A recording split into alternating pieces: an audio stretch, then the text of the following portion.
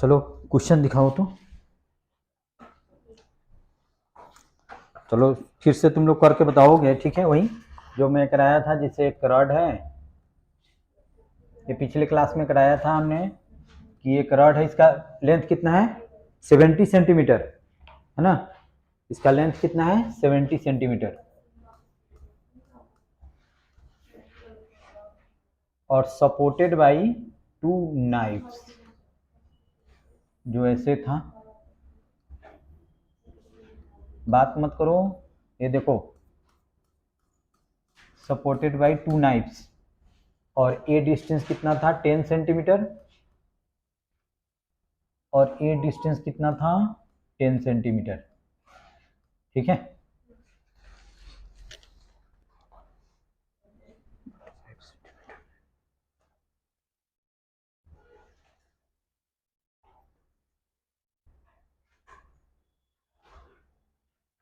और इस रॉड का मास है 4 kg, ठीक है? और इसमें हम क्या करते हैं, एक वन एंड से 30 सेंटीमीटर पे, ये रखो, वन एंड से 30 सेंटीमीटर पे, जैसे मान लो कि ये सेंटर ऑफ मास हो गया, तो इस पे दिखा दो स्मॉल एम जी, और 30 सेंटीमीटर पे हमने मास लगा दिया, मान लो कि कैपिटल एम जी, और capital M equal to given है 6 kg। अच्छा ये बताओ, पहले ये बता दो, जिससे पूछेंगे तुम बताओ। अभी मान लो कि इस पे जो नॉर्मल रिएक्शन होगा, इस पे नॉर्मल रिएक्शन होगा, सेम होगा या डिफरेंट होगा? सिर्फ रॉड है, और रॉड को हम सिमेट्रिकली रखे हुए हैं, इससे भी 10 सेंटीमीटर पे, इस पे भी 10 सेंटीमीटर पे उसका मास दिखाए हुए हैं, सेंटर ऑफ मास। तो दोनों पे नॉर्मल रिएक्शन सेम होगा या डिफरेंट होगा? तुम बताओ। सेम होगा, सेम होगा। अच्छा ठीक है, मान लो कि अब यहाँ पे एक हमने वेट, यहाँ पे एक हमने वेट 6 kg ऐसे कर दिया, लगा दिया, यहाँ पे रख दिया, तो बताओ किसमें टेंशन, किसमें नॉर्मल रिएक्शन ज़्यादा होगा? इसमें ज़्यादा होगा, इसमें क्या होगा? कम होगा। यहाँ पे अगर सेंटर ऑफ मास पे अगर कोई वेट रख देते तो दोनों में नॉर्मल रिएक्शन क्या हो जाता? सेम हो जाता। अगर यहाँ पे मान लो कि हमने मास रख देते तो क्या होता? इसमें इसमें टेंशन, इसमें नॉर्मल रिएक्शन ज़्यादा होता, ठीक है? तो हमने यहाँ पे रख दिया। हमने ये पढ़ाया था रोटेशनल इक्विलिब्रियम, यानी कि मैकेनिकल इक्विलिब्रियम में क्या होता है? Net torque, net force zero, और नेट टॉर्क जीरो हो जाता है। जैसे कोई बॉडी ट्रांसलेशनल इक्विलिब्रियम में है तो उस पर नेट फोर्स जीरो होगा, जो कि ऑलरेडी मैं कराया हूँ। अगर रोटेशनल इक्विलिब्रियम में होगा तो उस पर नेट टॉर्क क्या होगा? जीरो होगा। नेट टॉर्क जीरो यानी कि रोटेट भी नहीं करेगा, ट्रांसलेट भी नहीं करेगा, तो उसको हम बोलेंगे इक्विलिब्रियम में है, ठीक है? तो इस पे हम फ्री बॉडी, जैसे मान लो कि रॉड को हम एक पॉइंट ले लेते हैं ऐसे, तुम बताओ कौन, क्या क्या फोर्स लगेगा? मान लो कि ये फोर्स इस पे लगा रहा है N1, और ये फोर्स लगा रहा है इस पे N2, तो इस पॉइंट पे किसको कैसे कैसे दिखाएंगे बताओ? सुनो एक मिनट, N1 और N2 ऊपर, और M1 M2, अच्छा, तो capital M plus small m into g क्या लगेगा? नीचे लगेगा, इसमें कोई डाउट नहीं है। तो नेट फोर्स जीरो होने के लिए क्या हम क्या रिलेशन बताएंगे इसमें? ठीक है, यानी कि ऊपर की ओर जो फोर्स हो, नीचे की ओर फोर्स क्या हो जाएगा? इक्वल हो जाएगा। That means N1 plus N2 equal to कितना हो जाएगा? Capital M plus small m into g, ठीक है? तो ये फर्दर हम लिख देंगे N1 plus N2 equal to, ये है तुम्हारा 6 और ये है तुम्हारा 4 और into G, that means N1 plus N2 equal to कितना हो जाएगा? 10G, और इसको भी 9.8 लेना था, तो ये कितना हो जाएगा? 98 हो जाएगा, ठीक है? एक ही क्वेश्चन हो गया। अच्छा देखो, यहाँ पे नोट कर लो, नोट कर लियो। अच्छा सुनो एक मिनट, नोट कर लियो, ठीक है? अच्छा चलो, इतना नोट करने के बाद में किसी भी पॉइंट के अबाउट टॉर्क निकालो, आंसर सेम आएगा। अभी मैं बता रहा हूँ, अभी एक मिनट। जैसे ए रॉड है, ऐसे एक ऊपर की ओर लग रहा है नॉर्मल रिएक्शन N1, यहाँ पे नीचे की ओर लग रहा है कैपिटल एम जी, यहाँ पे लग रहा है स्मॉल एम जी, और यहाँ पे लग रहा है N2, कुछ ऐसे है। तो किस पॉइंट के अबाउट टॉर्क निकालूं? N2 के पॉइंट के अबाउट। कोई बात नहीं, सब सेम ही होगा। जैसे हमने बताया था कल, याद होगा, जैसे हमने बताया था कि जैसे एक फोर्स ऐसे है और एक फोर्स ऐसे है, जिसको हम क्या बोलते थे? कपल। इसका जैसे मान लो कि सेंटर ऑफ मास के अबाउट निकालना था, तो ये डिस्टेंस कितना हो जाएगा? d/2। सपोज करो कि इसका डिस्टेंस d था और ये इसका डिस्टेंस कितना हो जाएगा? d/2। इसमें तो कोई डाउट नहीं है। अच्छा, O के अबाउट हमको निकालना है, सेंटर ऑफ मास के अबाउट। AF किस डायरेक्शन में रोटेट करना चाहेगा? तो इसका टॉर्क क्या होगा? पॉजिटिव। तो कल नहीं आई थी, मैं बताया था। हाँ ठीक है, तो इसका टॉर्क हम क्या लिखेंगे? इसका हम लिखेंगे d/2 इंटू एफ। अच्छा, ये फोर्स क्या चाहेगा? इसको क्लॉकवाइज या एंटी क्लॉकवाइज? Anti clockwise. तो इसका भी फोर्स हम क्या लिखेंगे? टॉर्क क्या लिखेंगे? पॉजिटिव। तो d/2 इंटू एफ, तो टॉर्क कितना हो जाएगा? d इंटू एफ हो जाएगा। बता दो यस और नो। ठीक है। अच्छा, अभी आया d इंटू एफ, ठीक है। अच्छा, अब देखो, इसको मैंने ऐसे कर दिया, सेम फिगर को बनाया, जैसे इसको एफ बोल दिया, इसको भी एफ बोल दिया। अब इस पॉइंट के अबाउट निकालना है, और ये मान लो कि ये डिस्टेंस तुम्हारा x है, तो ये डिस्टेंस कितना हो जाएगा? d-x। इस पॉइंट का कुछ नेम दे दो, जैसे P दे दिया हमने, ठीक है। अब टॉर्क निकालना है, तो ये बताओ, ये फोर्स क्या करेगा? इसको एंटी क्लॉकवाइज में रोटेट करना चाहेगा, तो इसका टॉर्क क्या होगा? पॉजिटिव या नेगेटिव? तो कितना लिखेंगे? d-x perpendicular distance into F, plus ये क्या चाहेगा? तो इसका भी टॉर्क कितना हो जाएगा? पॉजिटिव। तो ये कितना हो जाएगा? x इंटू एफ हो जाएगा। अब f कॉमन ले लो, तो ये कितना हो जाएगा? d-x plus x cancel out हो जाएगा, तो कितना हो जाएगा? d इंटू एफ या एफ इंटू डी। बताओ यस और नो। अच्छा ठीक है, इसमें भी सेम आंसर आया। अच्छा,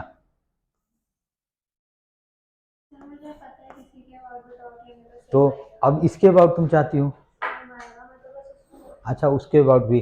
अच्छा, इसके अबाउट हम टॉर्क निकाल देते हैं। इस मान लो कि इस पॉइंट का नाम दे देते हैं ए।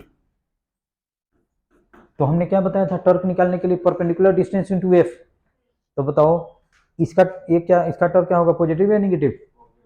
और कितना होगा? D into F. ये डिस्टेंस कितना है? डी। तो टॉर्क कितना हो जाएगा? डी इंटू एफ हो जाएगा। अच्छा, ये क्या चाहेगा? ये फोर्स क्या चाहेगा? तो इसका परपेंडिकुलर डिस्टेंस कितना हो जाएगा? जीरो हो जाएगा, क्योंकि उसी पॉइंट से है। तो इसको हम लिख देंगे जीरो इंटू एफ। तो ये कितना हो जाएगा? डी इंटू एफ हो जाएगा, किसी भी पॉइंट से। अच्छा, इस पॉइंट से चाहती हो, इस पॉइंट, ओ पॉइंट के अबाउट। अच्छा, इस पॉइंट का नाम हमने दे दिया ओ, ठीक है। ये डिस्टेंस कितना हो जाएगा? जल्दी बताओ।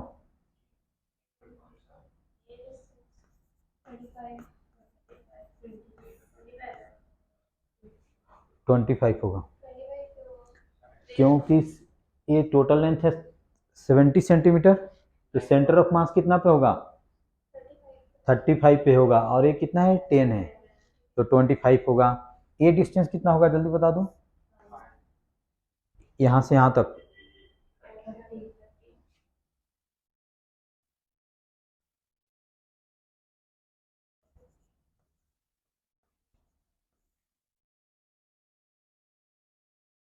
ये 30 सेंटीमीटर होगा, क्योंकि ये 35 पे है, तो 25, और उधर कितना हो जाएगा? 10, और इधर कितना हो जाएगा? 30, ठीक है।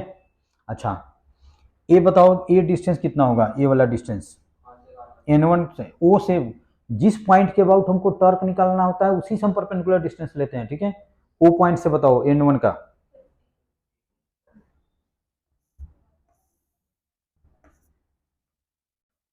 50 सेंटीमीटर।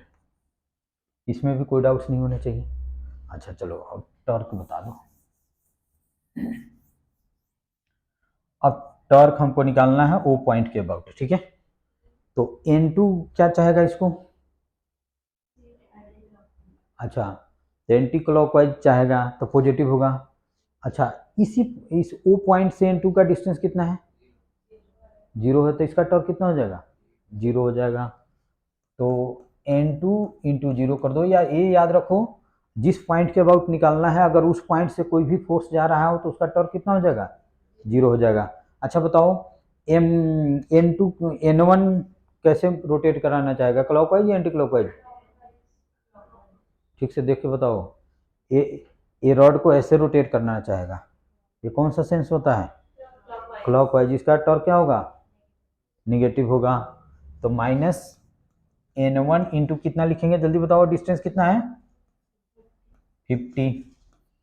अच्छा ये बताओ, ये स्मॉल एम जी क्या चाहेगा, इसको किस डायरेक्शन में रोटेट करना चाहेगा? Anticlockwise. तो इसका टॉर्क क्या होगा? पॉजिटिव। और कितना होगा? Small M G into 25।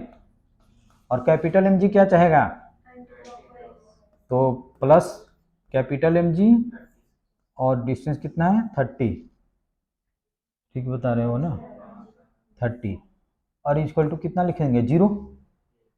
0 कर देंगे तो यहाँ से N1 आ जाएगा, N1 आ जाएगा यहाँ से डायरेक्ट। और अभी हम एक और रिलेशन लाए थे, N1 plus N2 equal to कितना था? 98। यहाँ से N1 आ जाएगा, N1 की वैल्यू इसमें पुट कर दो, N2 आ जाएगा।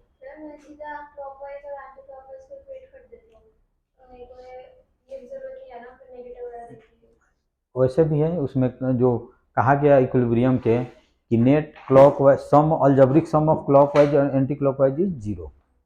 ऐसे भी कर सकती हो, वही किया जो क्लॉकवाइज पॉजिटिव निगेटिव। और नेट फोर्स, अब नेट फोर्स निकालना है तो हमने क्या किया, ड्रॉ करके ऊपर की ओर फोर्स, नीचे की ओर फोर्स को इक्वेट किया। समझ में आया कि हमने क्या किया? ठीक है, अच्छा चलो ठीक है। अब लिखो angular momentum.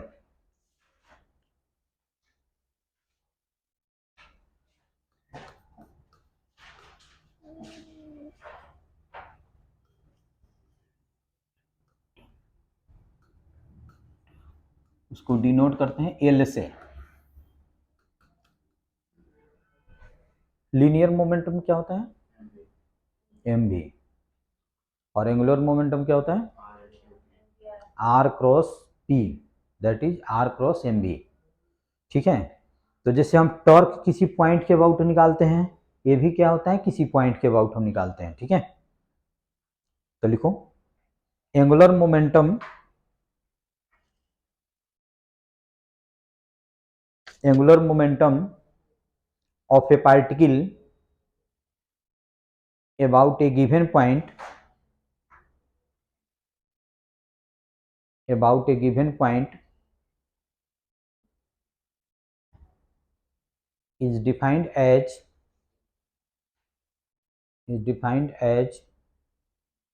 the moment of linear momentum about that point।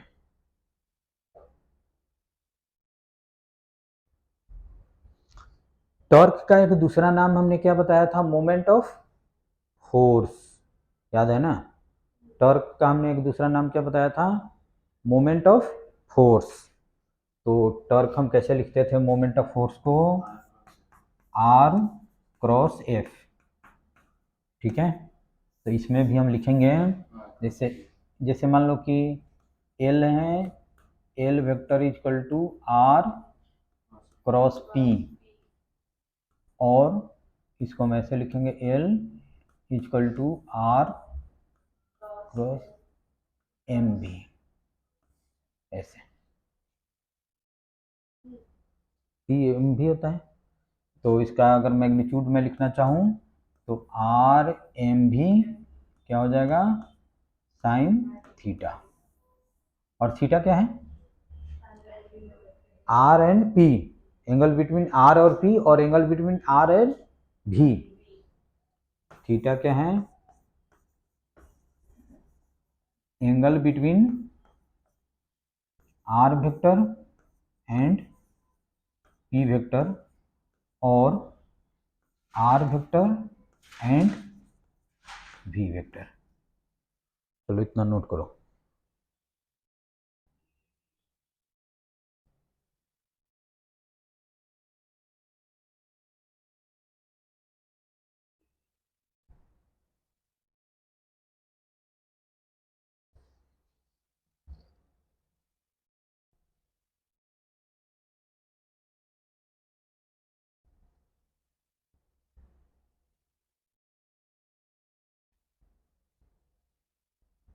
ठीक है,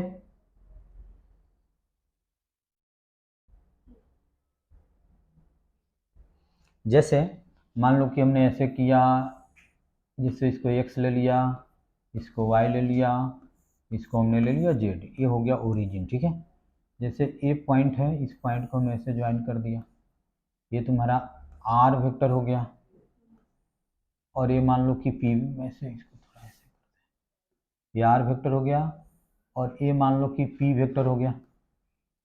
ठीक है, और ए एंगल मान लो कि थीटा होगा, तो ये क्या लिखेंगे, r cross p, that is r m v sine theta. ठीक है, इस फिगर को भी बना लो।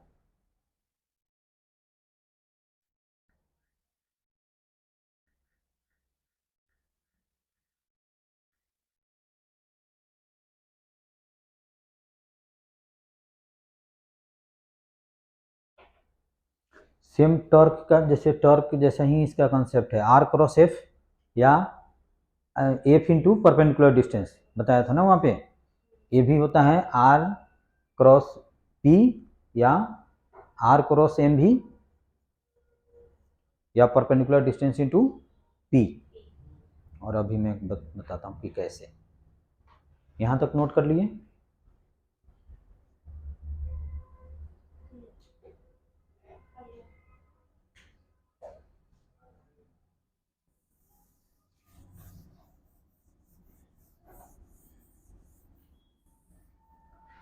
तो याद होगा हमने टॉर्क जब कराया था तो उसमें बताया था कि फोर्स को या तो आगे करो या पीछे करो, जिससे ओ पॉइंट से हम परपेंडिकुलर ड्रॉ कर सके। तो इसमें क्या करेंगे, उस पी को आगे करेंगे या पीछे करेंगे जिससे हम ओ पॉइंट से परपेंडिकुलर ड्रॉ कर सकें, बताओ, तुम बताओ।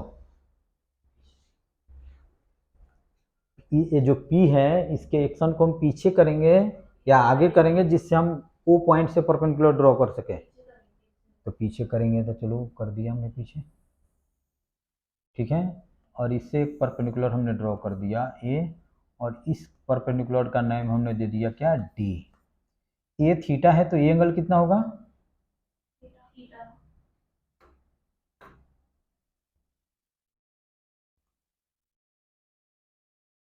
ये तुम्हारा आर है और ये थीटा हो गया। ठीक है, अच्छा सॉरी गलत लिख दिया, ए आर होगा तुम्हारा। अच्छा, इसमें अब साइन थीटा इक्वल टू बता दो।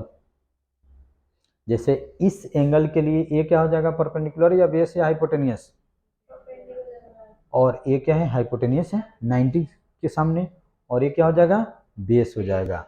तो इस केस में साइन थीटा, अभी हमने एल का फॉर्मूला लिखा था, आर एम भी साइन थीटा। ठीक है, तो इसमें साइन थीटा इक्वल टू बताओ कितना होगा, sine theta equal to P by D upon में कितना हो जाएगा, आर हो जाएगा। ठीक है, तो डी इक्वल टू कितना हो जाएगा, आर साइन थीटा। ठीक है, तो यहाँ पे हम लिख सकते हैं एम भी, और इंटू हम क्या लिख सकते हैं, आर साइन थीटा, ऐसे लिख दे कोई फर्क नहीं पड़ेगा, और इसके बदले में डी लिख देंगे। तो एल इक्वल टू कितना हो जाएगा, एम भी इंटू डी हो जाएगा। इस केस में भी एल इक्वल टू इतना हो जाएगा। ठीक है,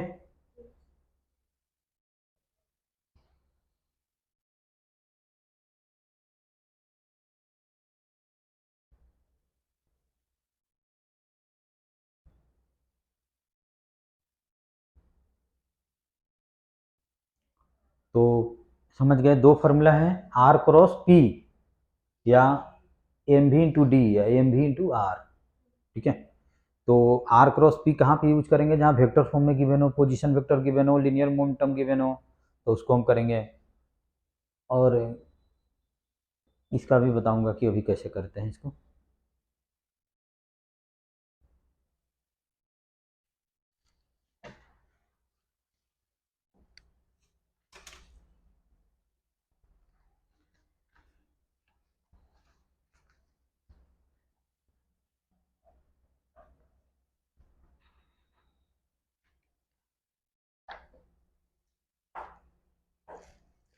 चलो अब इस पे क्वेश्चन करके देखते हैं, क्वेश्चन करते हैं।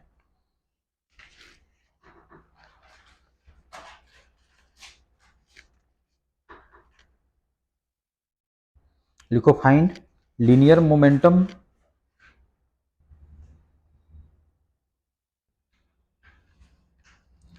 Momentum of a particle of mass 2 kg moving with velocity v vector equal to लिखना 7i cap minus 3j cap minus 5k cap bracket whole bracket metre per second.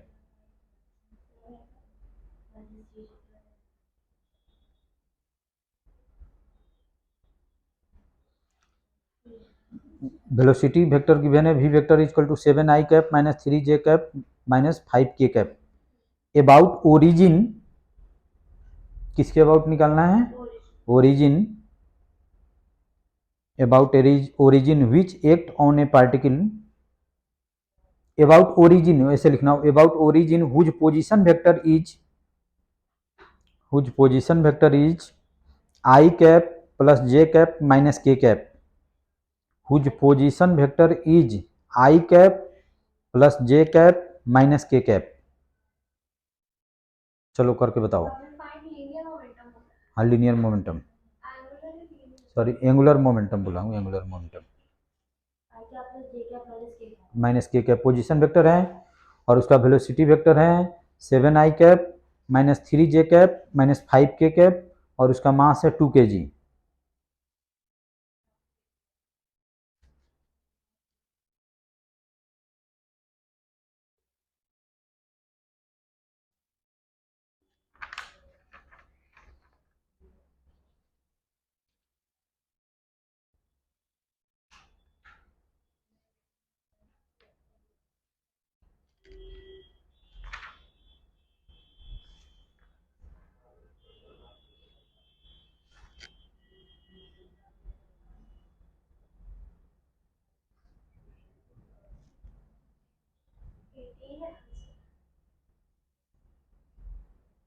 Eighteen कैसे आ जाएगा? 18 सिर्फ 18 कैसे आ जाएगा?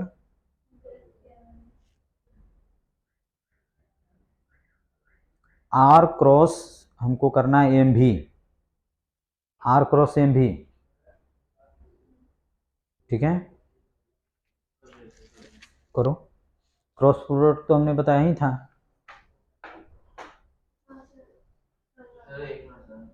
क्या? अच्छा तो मैं करने नहीं जा रहा हूँ, मैं कौन सा करने जा रहा हूँ, मैं तो करो नहीं होगा कुछ नहीं, क्रॉस प्रोडक्ट कराया था ना। क्या क्या हो गया?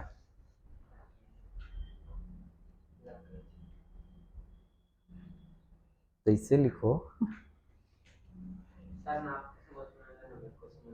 क्या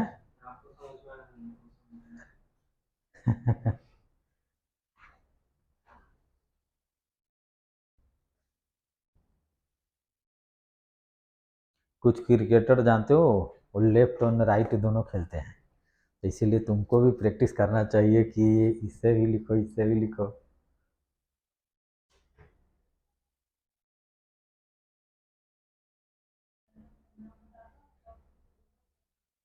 देखो भी गिवन है उसमें 2 से मल्टीप्लाई कर दो तो एम भी आ जाएगा, और पोजीशन वेक्टर गिवन है आर क्रॉस एम भी कर दो, या आर क्रॉस भी कर दो और लास्ट में जो आंसर आएगा उसमें 2 से मल्टीप्लाई कर दो।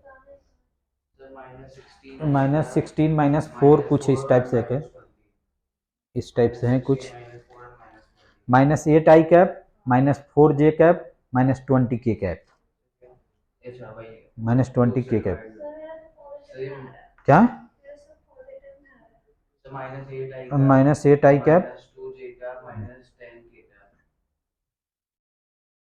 इंटू भी इंटू एम तो करोगे ना, 2 से मल्टीप्लाई करोगे तो आंसर आ रहा है -16 आई कैप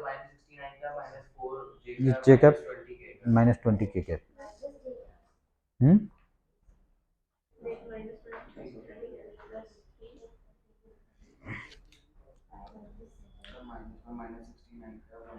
हाँ हाँ ठीक है, -20 के कैप। अच्छा चलो मैं करके आ गया तुम लोग का।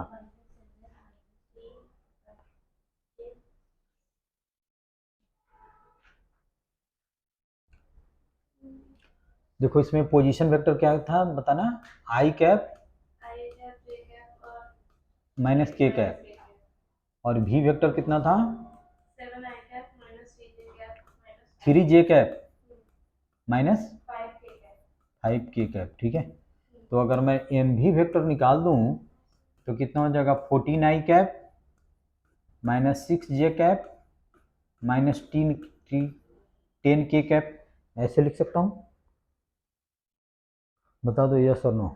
ठीक है, कुछ नहीं किया, मास गिवन है इसमें 2 kg, ये तो हमने बताया ही था, मास 2 kg गिवन है तो ऐसे कर दो, और हमको लिखाना है ए निकालना है आर क्रॉस एम भी, या इसी चीज को हम पी भी बोलते हैं। ठीक है, तो इसके लिए हम क्या करेंगे, ऐसे बनाते थे याद होगा, आई कैप जे कैप के कैप। ठीक है, और इसमें फर्स्ट वेक्टर क्या है आर, तो आर का कोफिशिएंट कितना है 1, आई का कोफिशिएंट कितना है 1, ये भी 1 ये -1। ठीक है, ये कितना हो जाएगा 14, ये कितना हो जाएगा -6, ये कितना हो जाएगा -10। इसमें तो कोई डाउट नहीं होना चाहिए।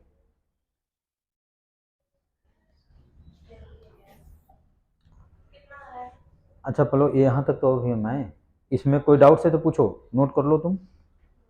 अच्छा अब हम लिखेंगे आई कैप लिख देते हैं, और हमने क्या बताया था आई जिस रो और जिस कॉलम में इसको एलिमिनेट करो। देखो 1 -1 ये कितना हो रहा है 1 -1 और -6 -10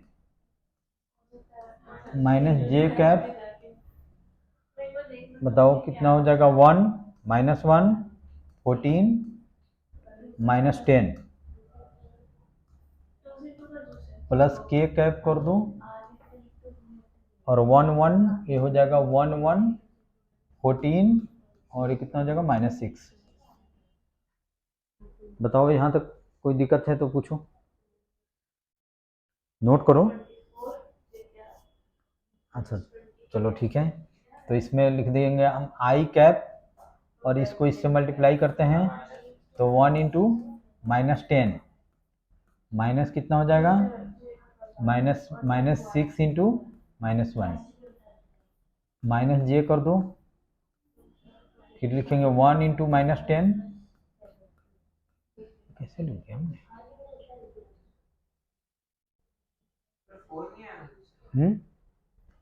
ठीक है, यहाँ पे देखो, और ये आ जाएगा -1 इंटू 14, और ये प्लस हो जाएगा के 1 इंटू -6 -1 इंटू 14। तो बताओ ये कितना हो जाएगा -10, और ये माइनस माइनस प्लस ये माइनस है तो -16, तो ये -16 आई कैप। अच्छा देखो ये कितना हो जाएगा -10 और +14, तो कितना हो जाएगा -4 जे कैप, और ये देखो -6, और कौन प्लस आएगा, तो -10 + 14 ये कितना हो जाएगा +4 हो जाएगा, और यहाँ पे माइनस लगा हुआ है, और ये देखो -6 और -14 तो कितना हो जाएगा -20 के कैप, तो एल इक्वल टू इतना हो जाएगा।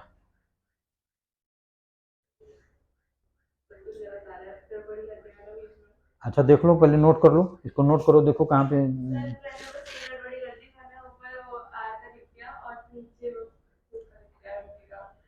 तो पहले मैंने क्या बताया, उसी जब क्रॉस प्रोडक्ट बता रहा था उसी दिन से मैं बता रहा हूँ कि फर्स्ट को ऐसे लिखते हैं।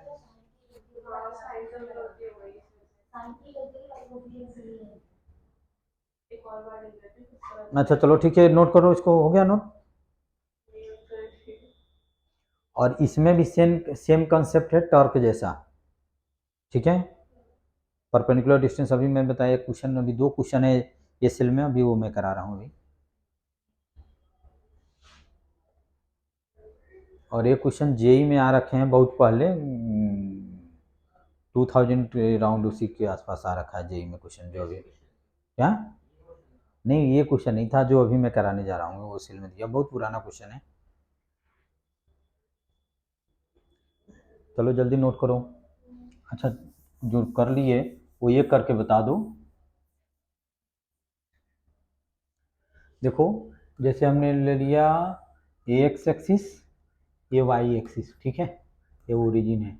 कोई पार्टिकल इस लाइन के लॉन्ग मूव कर रहा है विथ सेम, जैसे मान लो कि इसका पार्टिकल का मास सेम है, यहाँ पे वेलोसिटी भी है, सम टाइम के बाद में पार्टिकल यहाँ पे आ जाता है, उसका वेलोसिटी भी, सम टाइम के बाद में पार्टिकल यहाँ पे आ जाता है, उसका वेलोसिटी भी, इस लाइन के लॉन्ग मूव कर रहा है।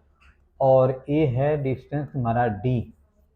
तो इस पार्टिकल का एंगुलर मोमेंटम निकालना है ओ के अबाउट। एंगुलर मोमेंटम नीचे लिखो, find angular momentum of particle, पहले फिगर ड्रॉ कर लो। कोलिजन नहीं है, एक ही पार्टिकल को हम डिफरेंट डिफरेंट पोजीशन पे दिखाए हुए हैं, कोलिजन कहाँ हुआ। जैसे मान लो कि सम टाइम पे पार्टिकल यहाँ पे है, सम टाइम में यहाँ पे चला गया, सम टाइम में यहाँ पे चला गया, तो हमको ओ के अबाउट इसका एंगुलर मोमेंटम निकालना है।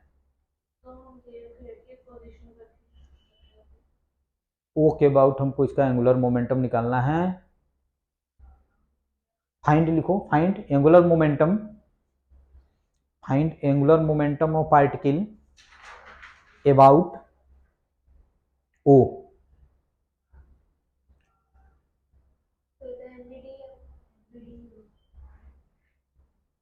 अच्छा ये बताओ कि जैसे इसका पोजीशन इतना है आर, सुनो, इसका पोजीशन आर है, कहीं मान लो कि पार्टिकल यहाँ पे चला जाता है तो फिर इसका पोजीशन आर है, हमको क्या करना है, आर क्रॉस एम भी करना है। तो उसमें हम उसमें ऑप्शन था इंक्रीजेज, 4 ऑप्शन था, इंक्रीज कर रहा है, इसमें तो सोल्व करने के लिए दिया हुआ है, उसमें 4 जो ऑप्शन था इंक्रीज करेगा, क्योंकि जैसे यहाँ पे जाएगा तो आर की वैल्यू क्या होगा, इंक्रीज करेगा या डिक्रीज करेगा, बनेगा। तो बताना है कि इसका एंगुलर मोमेंटम इंक्रीज करेगा, डिक्रीज करेगा, रिमेंस कांस्टेंट रहेगा, एक और ऑप्शन कुछ भी मान, डी तो सेम रहेगा। तुम लोग सब कोई बताओ कि इसमें हमको करना है L equal to R cross M V. तो इस केस में जैसे इसके लिए आर ये हो गया, इसके लिए आर इतना हो गया, इसके लिए आर इतना हो गया, एकदम डी डी, फिगर तो यही है, फिगर तो बिल्कुल सेम यही है, देखो यही फिगर है, एक्स एक्स नॉट दिया हुआ है, ठीक है, एम भी होगा कि नहीं होगा, तुम लोग सब बताओ। आर इंक्रीज कर रहा है या डिक्रीज कर रहा है बताओ, तो इसका एम वी डी कैसे हो जाएगा, डी परपेंडिकुलर है तो प्रूव करके बता दो। हाँ फिगर तो मैंने सही बना रखा हूँ, हाँ इस एनसीईआरटी में एक्स नोट दिया हुआ है, तो इसका आंसर होगा एम भी इंटू डी। तब पूछोगे कि आर तो इंक्रीज कर रहा है, तो हमने जो बताया था एल इक्वल टू, हमने बताया था आर एम भी साइन थीटा, ठीक है, ये भी बताया था। तो जैसे हम इसका नाम हमें देते हैं R1 और ए एंगल हमने ले लिया θ1, इसका नाम हमने दे दिया R2 और ए एंगल हमने ले लिया θ2, इसका नाम हमने दे दिया R3 और ये एंगल हमने ले लिया θ3। इसमें तो कोई डाउट्स नहीं है। अच्छा आर इंक्रीज कर रहा है लेकिन थीटा देखो डिक्रीज कर रहा है, आर इंक्रीज कर रहा है लेकिन देखो थीटा क्या हो रहा है, डिक्रीज कर रहा है, तो साइन थीटा क्या होगा, डिक्रीज होगा, लेकिन दोनों का प्रोडक्ट कांस्टेंट रहेगा। और कैसे, जैसे ए थीटा 1 है तो ये एंगल कितना होगा? क्या? मैं तो वही तो कह रहा हूँ कि आर इंक्रीज कर रहा है लेकिन थीटा डिक्रीज कर रहा है, तो साइन थीटा क्या होगा? डिक्रीज करेगा। ठीक है, और मैं प्रूव करके बता दूं, जैसे ए थीटा 1 है तो ये एंगल कितना होगा? थीटा 1। इसमें साइन थीटा 1 लगा दो, साइन थीटा 1 इक्वल टू कितना होगा जल्दी बताओ? इसके सामने का साइड परपेंडिकुलर हो जाएगा तो ये कितना हो जाएगा? डी बाई आर वन हो जाएगा। तो क्रॉस मल्टीप्लाई कर दो, R one sine theta 1 equal to कितना हो जाएगा? डी हो जाएगा। ठीक है, तो यहाँ पे अगर हम ऐसे कर देते हैं तो ये भी कितना हो जाएगा? R one sine theta D हो जाएगा, तो एम भी इंटू डी हो जाएगा। ठीक है, सिमिलरली थीटा 2 थीटा 3 किसी के लिए कर दो, आंसर सेम आएगा।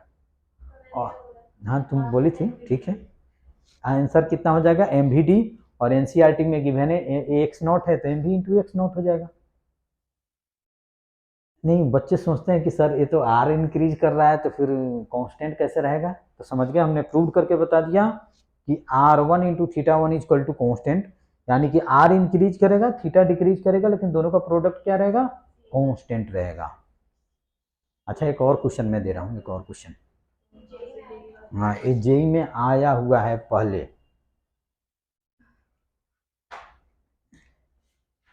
एक और क्वेश्चन है, चलो इसको नोट कर लो, और एसएल में है, अभी जो मैं कराने जा रहा हूँ वो भी एसएल में है।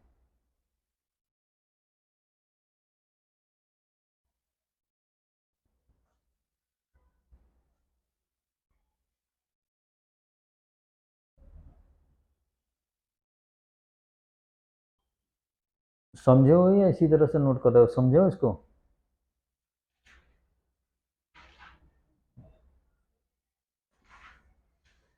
ठीक है, अच्छा एक और क्वेश्चन है, एक क्वेश्चन ऐसे हैं, जैसे इसको ओरिजिन ले लेते हैं, इसको वाई एक्सिस ले लेते हैं, इसको एक्स एक्सिस ले लेते हैं, और एक गिवन है तुम्हारा एक्स नॉट। यहाँ से एक पार्टिकल को हम छोड़ देते हैं फ्री फॉल, एक पार्टिकल है जिसका मास है एम, यहाँ से हमने रिलीज किया वर्टिकली डाउनवर्ड, ये फ्री फॉल होगा, तो ये क्या होगा? इसी लाइन के लॉन्ग आएगा। तो ओ के रेस्पेक्ट में अब इसका एंगुलर मोमेंटम निकालना है, इसका एंगुलर मोमेंटम निकालना है।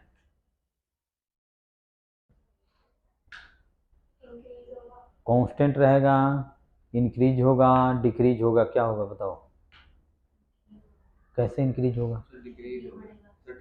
डी, ये तो एक्स नॉट ही है। हम्म, अच्छा डिक्रीज होगा, तुम कैसे बता रहे हो? फिर फ्री फॉल ऐसे छोड़ देंगे तो यू डिक्रीज होगा। फ्री फॉल अगर इसको मैं छोड़ दूं तो यू क्या होगा? डिक्रीज होगा या इंक्रीज होगा? तो इंक्रीज होगा। इंक्रीज कैसे होगा? क्योंकि वहां पे जो हमने फिगर बताया था उसमें तो हमने बताया था कि वेलोसिटी उसका क्या? कांस्टेंट है। इसको हमने फ्री फॉल छोड़ा, फ्री फॉल छोड़ा, तो यहाँ पे मान लो कि वेलोसिटी यू v1 है, तो यहाँ पे जब पार्टिकल आएगा तो उस समय वेलोसिटी v2 हो जाएगा, यहाँ पे जो पार्टिकल आएगा तो उस समय वेलोसिटी v3 आ जाएगा, और इसमें कंडीशन क्या है? v3 is greater than v2 is greater than v1। जैसे जैसे अगर इस चीज़ को फ्री फॉल में छोड़ दूँ तो जैसे जैसे नीचे आएगा तो उसका स्पीड क्या होगा? इंक्रीज करेगा, और इसमें एंगुलर मोमेंटम सेम उसी टाइप से होगा, एम भी इंटू, इसमें एक्स नॉट लिख दो, एम भी इंटू एक्स नॉट, लेकिन इस केस में वेलोसिटी क्या है? कांस्टेंट नहीं है। क्यों? एकदम थीटा इंक्रीज हो रहा है तो दोनों का प्रोडक्ट एक्स नॉट भी हुआ, कहो तो मैं प्रूव करके बता दूं। ठीक है, लेकिन भी इसमें क्या होगा? इंक्रीज होगा, और भी इक्वल टू होगा क्या? भी equal to U plus A T, यानी कि जी टी हम लिखेंगे, तो इसको तो हमने रिलीज किया, तो भी इक्वल टू कितना हो जाएगा? जी टी, इसीलिए इसका एल इक्वल टू कितना हो जाएगा? M X not G T. ठीक है, इतना हो जाएगा। ठीक है, और जैसे जैसे पार्टिकल नीचे आएगा यानी कि टाइम इंक्रीज करेगा, वैसे वैसे इसका एल क्या होगा? इंक्रीज करेगा। चलो ये भी क्वेश्चन एसएल में है, नोट करना है तो उसको नोट कर लो।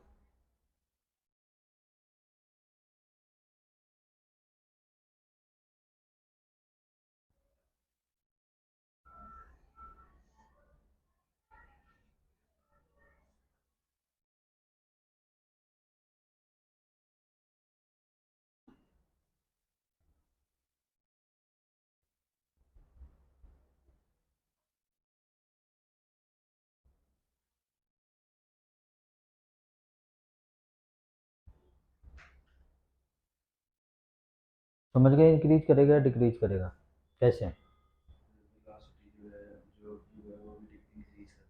जैसे अगर फ्री फॉल छोड़ देंगे तो नीचे जैसे जैसे आएगा उससे उससे उसका स्पीड इंक्रीज करेगा।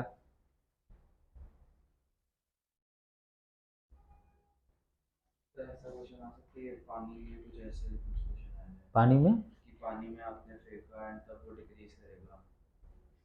पानी में भी वेलोसिटी जब पढ़ोगे फ्लूइड तो पानी में भी वेलोसिटी इंक्रीज करता है। तो नहीं कुछ टाइम के लिए एक्सेलरेशन मतलब कांस्टेंट एक्सेलरेट हो होता है। जाता है उसके बाद में कांस्टेंट कांस्टेंट हो हो जाता जाता है, है। जिसको हम टर्मिनल वेलोसिटी बोलते हैं। वो उससे आ सकता है तो आप देगा कि कांस्टेंट है तो कांस्टेंट लिख दोगे। जैसे कांस्टेंट के लिए भी हमने बताया था, ठीक है, कांस्टेंट के लिए हमने बताया था डायरेक्ट में इंक्रीज कर रहा है तो होगा। ठीक है, इसमें तो कोई डाउट्स नहीं है। ठीक है, अगर एक है कि जैसे कोई विस्कस लिक्विड है, जैसे फ्री फॉल हुआ विस्कस लिक्विड में हमने डाल दिया उसको, तो उसका वेलोसिटी डिक्रीज करेगा, डिक्रीज करेगा तो एल क्या होगा, इसके अबाउट डिक्रीज करेगा। ठीक है, समझ गए? अच्छा, एक तो हमने ये बता ही दिया था कि जैसे ये हमने उसी समय कराया था, एल एक्स निकालो, एल वाई निकालो, एल जेड निकालो, कब? जब R vector equal to X I cap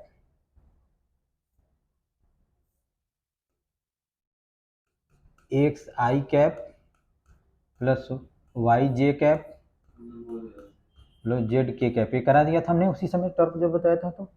और ये तुम्हारा क्या था, P equal to P X I cap plus P Y J cap plus P Z K cap. तो ये निकालना था एल एक्स, ये हमने ऑलरेडी करा दिया था, जो क्रॉस प्रोडक्ट कराया था उसी समय में करा दिया था। आ रहा था ना X P Y minus P Y P X, इस टाइप से आ रहा था। ठीक है, तो वो ऑलरेडी में करा दिया था। ठीक है, अब नेक्स्ट लिखो कंजर्वेशन ऑफ एंगुलर मोमेंटम, जो तुम कह रहे थे डी एल अपॉन में डी टी इक्वल टू।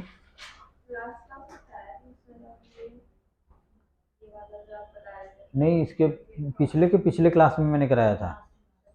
हाँ, कंजर्वेशन ऑफ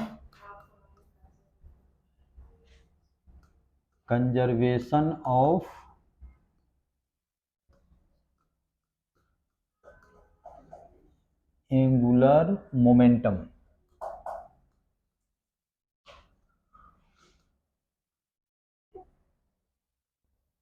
बता दो, तुम ही बताओ क्या है कंजर्वेशन ऑफ टॉर्क। हाँ ठीक है, तो क्या कहता है conservation of angular momentum? Conservation of linear momentum क्या है? कंजर्वेशन ऑफ लीनियर मोमेंटम क्या है? फोर्स। हमने बताया था if net external force on the system of particle is zero, the linear momentum of system of particle remains constant. जैसे एक example हमने बताया था कि एक जैसे मान लो कि एक्सप्लोसिव है, वो ब्रेक करता है, तो एक पार्ट इधर मूव करेगा तो दूसरा पार्ट इधर मूव करेगा, ये बताया था, नहीं याद है? ये हम करा चुके हैं। ठीक है, तो बस उसी के सिमिलर है। तो कंजर्वेशन ऑफ लीनियर मोमेंटम पहले हम करके बताते हैं। जैसे P ऐसे लिख दिया हमने, मान लो कि L इक्वल टू हमने लिख दिया R क्रॉस एम भी। ठीक है, इसमें तो कोई डाउट्स नहीं है। अब डिफ्रेंशिएट करते हैं T के रेस्पेक्ट में, इसको इक्वेशन हमने 1 ले लिया और लिखेंगे differentiating with respect to T। तो क्या लिखेंगे इसको, dl अपॉन में dt लिखेंगे। अच्छा, प्रोडक्ट रूल तो हमने बताया था, याद है डिफ्रेंशिएशन का प्रोडक्ट रूल क्या होता था?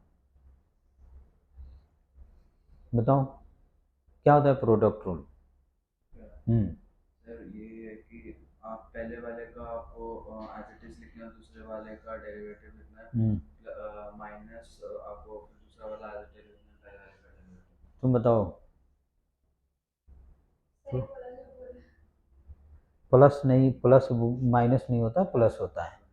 जैसे दो फंक्शन हो, जैसे मान लो कि y इक्वल टू दो फंक्शन हो, कुछ भी बता दो, जैसे मान लो कि एक्स स्क्वायर हो और साइन एक्स हो, ऐसे गिवन हो। ठीक है, अब इसको डिफ्रेंशिएशन करना है, तो पहले हम क्या करेंगे, फर्स्ट फंक्शन को डिफ्रेंशिएट करेंगे, सेकंड को मल्टीप्लाई करेंगे, तो इसको लिखेंगे D Y by D X. अच्छा, साइन स्क्वायर का डिफ्रेंशिएशन कितना होगा? सॉरी, एक्स स्क्वायर का बताओ। 2x होगा, और साइन एक्स का कितना होता है? Cos x. साइन का डिफ्रेंसिएशन कॉस और एक्स स्क्वायर का 2x। पावर को बगल में लाएंगे, पावर को मल्टीप्लाई करेंगे पावर में से 1। तो इसको डिफ्रेंशिएट करना हो तो हम लिखेंगे 2x इंटू साइन एक्स। पहले फर्स्ट फंक्शन को डिफ्रेंशिएट करते हैं, सेकंड को मल्टीप्लाई करते हैं, प्लस देंगे। अब क्या करेंगे, सेकंड को डिफ्रेंशिएट करेंगे, फर्स्ट को मल्टीप्लाई कर देंगे, तो एक्स स्क्वायर और साइन के कितना हो जाएगा cos x। तो प्रोडक्ट रूल यही होता है, माइनस साइन एक्स। ठीक है, यही होता है। प्रोडक्ट में दो फंक्शन का मल्टीप्लाई हो उसका डिफ्रेंशिएशन हम ऐसे करते हैं, पहले को डिफ्रेंशिएट करते हैं फर्स्ट फंक्शन को, सेकंड को मल्टीप्लाई करते हैं, प्लस का साइन देते हैं, अब सेकंड को डिफ्रेंशिएट करते हैं, फर्स्ट को मल्टीप्लाई करते हैं, ऐसे होता है। तो ये काम यहाँ भी हम करेंगे, बताओ। तो यहाँ पे पहले इसको डिफ्रेंशिएट करेंगे, तो D R D T cross M V कर देंगे, प्लस कर देंगे। अब आर, तो इसको डिफ्रेंशिएट किए, इसको मल्टीप्लाई किए, अब इसको मल्टीप्लाई करेंगे, इसको डिफ्रेंशिएट करेंगे। ठीक है, तो आर क्रॉस एम डी भी अपॉन में डी टी, इसमें भी कोई डाउट नहीं होना चाहिए। अच्छा सुनो, पोजीशन वेक्टर का डिफ्रेंशिएशन करते हैं तो क्या होता है, वेलोसिटी आता है। तो ये हो जाएगा भी क्रॉस एम भी, और ये हो जाएगा आर क्रॉस, और डिफरेंशिएट वेलोसिटी का डिफरेंशिएशन करेंगे टी के रेस्पेक्ट में, तो एक्सेलरेशन आ जाएगा, इसमें भी कोई डाउट्स नहीं होना चाहिए। अच्छा, आई क्रॉस आई कितना होता है, 0 होता है, या ए क्रॉस ए 0, सेम के क्रॉस प्रोडक्ट कितना होता है, 0 होता है। हाँ, पैरेलल होता है तो दोनों के बीच में एंगल कितना हो जाएगा, 0, इसलिए साइन 0 0।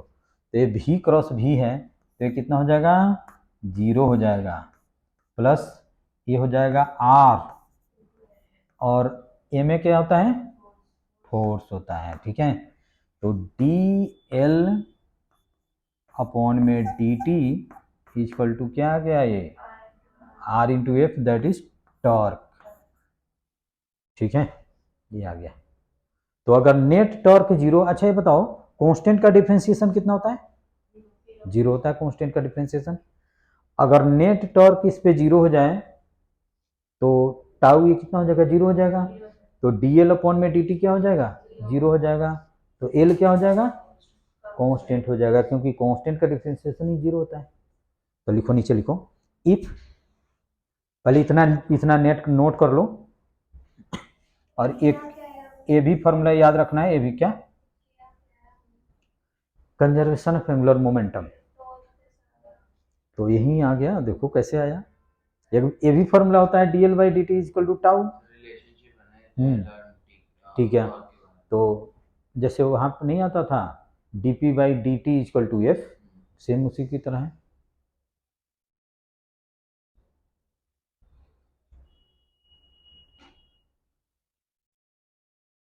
ये नहीं नोट करना, ये तो मैं बताया था इसलिए।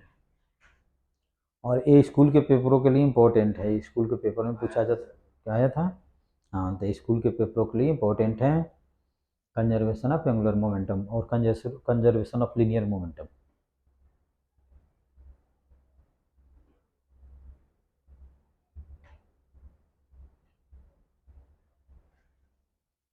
नोट कर लिए, लिखो, if net external torque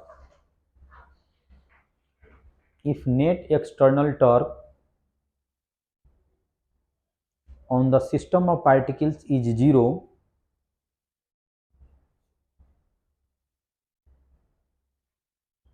net external torque on the system of particles is 0, angular momentum of the system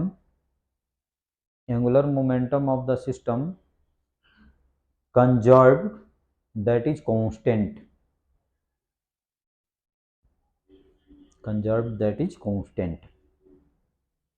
तो ये याद रखना है स्कूल के पेपरों के लिए। बताओ कोई ज़्यादा मुश्किल है तो। यहाँ पे देखो, इसमें हमने क्या किया, भी क्रॉस भी को 0 कर दिया। अभी मैं बताया ये क्रॉस ए कितना होता है, 0 होता है, इसलिए 0 हो गया। और टॉर्क का फॉर्मूला लिखाया था आर क्रॉस एफ, तो यही हो गया नेट टॉर्क। ठीक है, तो टॉर्क जीरो है तो dl बाई dt जीरो हो जाएगा, तो एल क्या हो जाएगा, कांस्टेंट हो जाएगा। ठीक है, इतना लिख ली। अब उसके बाद में लिख लेना है, लिख लिए ना, इज कंजर्व्ड और कांस्टेंट। ठीक है, उसके बाद में उसके जस्ट नीचे लिख लो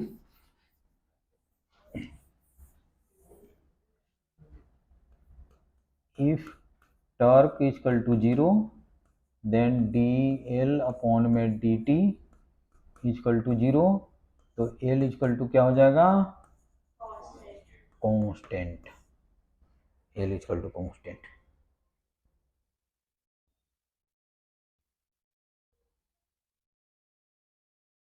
L is equal to constant. अब चलो नेक्स्ट टॉपिक लिखो।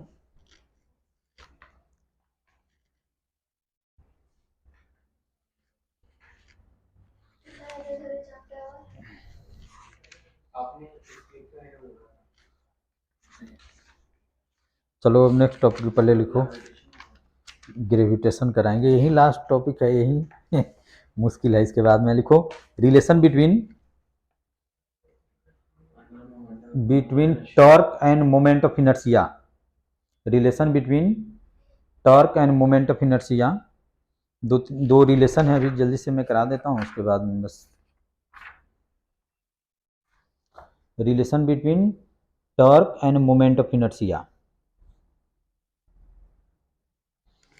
और जैसे एफ इक्वल टू एम में होता है, जैसे ट्रांसलेशनल मोशन में एफ इक्वल टू एम में होता है, उसी तरह से रोटेशनल मोशन में टॉर्क इक्वल टू कितना होता है, आई इंटू अल्फा।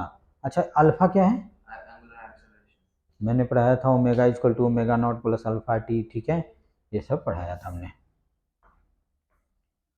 तो यह हमको रिलेशन निकालना है, relation between torque and angular momentum आई। जैसे मान लो कि कोई एक पार्टिकल है, ठीक है, एक बॉडी है, जैसे मान लो कि, चाहे इसको हटा दो, इसी को देख लो, जैसे एक मान लो कि मास m1 है, इसका पोजीशन वेक्टर यहाँ पे r1 है। एक मास मान लो कि m2 है, इसका पोजीशन वेक्टर r2 है। ठीक है, और ये x है, ये y है, ये तुम्हारा क्या है, z है। ठीक है, तो अगर इस पे नेट टॉर्क अगर निकालना हो तो हम क्या करेंगे, जितने भी पार्टिकल्स हैं सभी पे हम टॉर्क निकाल के उसका हम वेक्टर सम कर देंगे, तो क्या आ जाएगा, नेट फोर्स आ जाएगा। ठीक है, जैसे मान लो कि यहाँ पे फोर्स लग रहा है तुम्हारा F1 F2, यहाँ पे मान लो कि फोर्स लग रहा है F1, एक पार्टिकल Mn है जिसका पोजीशन वेक्टर क्या है, Rn है, और इस पे फोर्स लग रहा है Fn। ठीक है, इसमें तो कोई डाउट नहीं है। तो इस पे नेट टॉर्क हम अगर लिखेंगे तो क्या लिखेंगे, R1 cross F1 plus R2 cross F2 plus Rn cross Fn। ठीक है, इसमें भी कोई डाउट्स नहीं होना चाहिए, बता दो यस और नो। अच्छा, ये बताओ कि जैसे रोटेशनल मोशन में, जैसे देखो ये रोटेशनल मोशन हो रहा है ऐसे ऐसे, जैसे फैन का ये ब्लेड रोटेट करता है, यहाँ पे देखो जैसे ऐसे जैसे मान लो इसका टाइम पीरियड मान लो कि 1 सेकेंड है, तो ये क्या होगा, यहाँ से चलेगा और 1 सेकेंड में फिर यहाँ पे आ जाएगा। तो ये वाला पार्टिकल कितना डिस्टेंस कवर किया, इतना किया, ये वाला कितना किया, इतना किया, ये वाला कितना किया, इतना किया। तो इसमें जितने भी पार्टिकल्स हैं सबका लीनियर वेलोसिटी कितना होता है, डिफरेंट होता है, लेकिन एंगुलर वेलोसिटी सबका सेम होता है। ओमेगा सबका सेम होगा, लेकिन भी क्या होगा, सबका डिफरेंट डिफरेंट होगा। क्यों, भी इक्वल टू आर ओमेगा होता है, तो इसका रेडियस इतना है, इसका रेडियस इतना है, इसका रेडियस इतना है। तो जैसे जैसे इस एक्सिस ऑफ रोटेशन से अवे जाएंगे उसका रेडियस इंक्रीज करेगा, और रेडियस इंक्रीज करेगा तो उसका वेलोसिटी, लीनियर वेलोसिटी भी इंक्रीज करेगा। ठीक है, इसमें तो कोई डाउट्स नहीं होना चाहिए। अच्छा ठीक है, तो इसको हम लिख सकते हैं जैसे R क्रॉस, और F1 को F equal to M A लिख सकते हैं। तो हम क्या लिख सकते हैं, M1A1 प्लस हम क्या लिख सकते हैं, क्या क्या, अच्छा अल्फा अभी हम लिखेंगे, अभी टेंशन मत लो। ये हो जाएगा तुम्हारा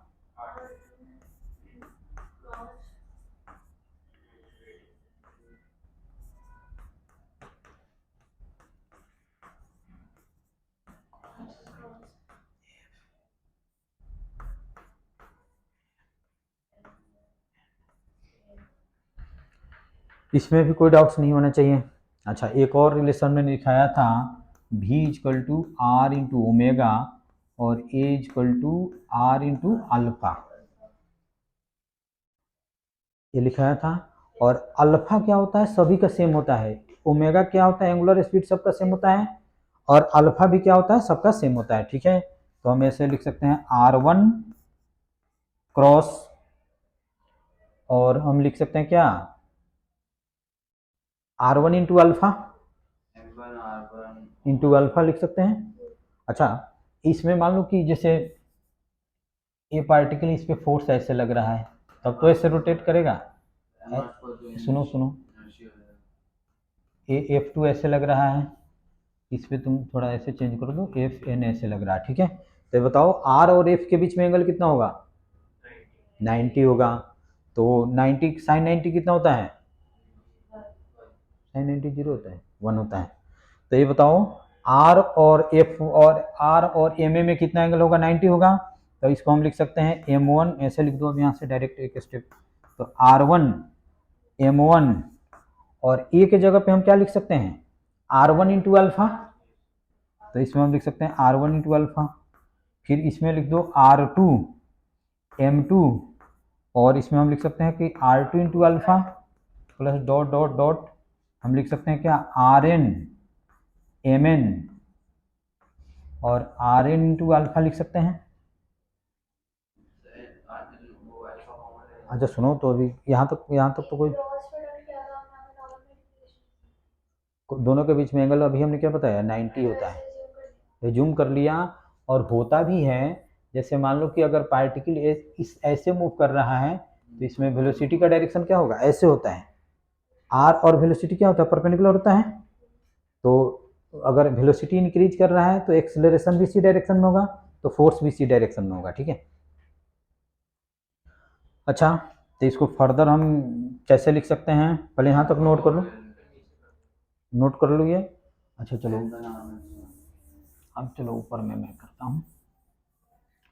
अब इसमें से अल्फा हम कॉमन ले लेते हैं। अब यहाँ पे हमने क्या किया, अल्फा कॉमन ले लिया, तो कितना हो जाएगा, M1 R1 square, M1 R1 square plus से कितना हो जाएगा, M2 R2 square plus dot dot dot MN RN square, और इंटू हम क्या कर देंगे, अल्फा कर देंगे। और moment of inertia system of particles के लिए मैं फर्स्ट क्लास में लिखाया था, M1 R1 square plus M2 R2 square plus M3 R3 square. ठीक है, तो नेट टॉर्क इक्वल टू ये कितना हो जाएगा, I इंटू अल्फा, ये मोमेंट ऑफ इनर्शिया हो जाएगा। ठीक है, और ये भी रिलेशन याद रखना है। I क्या है, ये तुम्हारा टॉर्क है, और I है तुम्हारा मोमेंट ऑफ इनर्शिया, और ये है एंगुलर एक्सेलरेशन।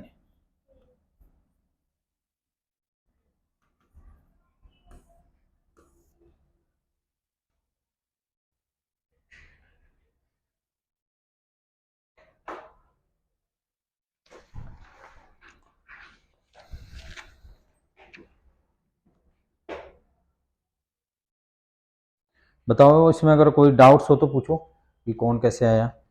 एकदम सिंपल रिलेशन है, ज़्यादा मुश्किल तो है नहीं।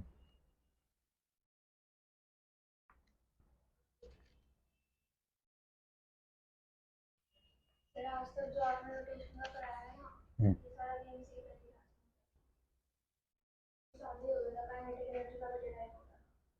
अच्छा अभी कहीं नहीं, वो सब एनर्जी मैं निकाल के बता रहा हूँ अभी।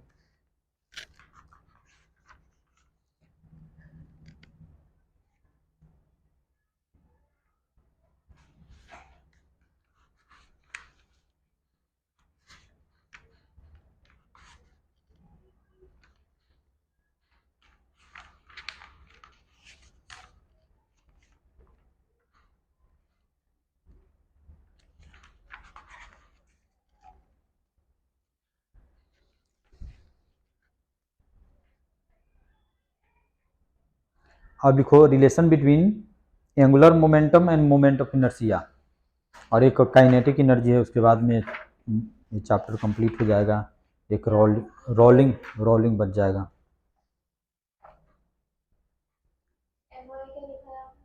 Moment of inertia, M Y moment of inertia है।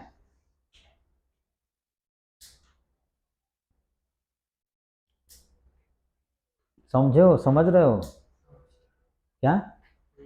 कुछ नहीं है, सिंपल तो है, ज़्यादा मुश्किल तो है नहीं। आज के लिए बहुत है। एक रिलेशन और पढ़ लो, l is equal to I into omega, angular momentum क्या? तो ठीक है, जाओ, कोई बात नहीं।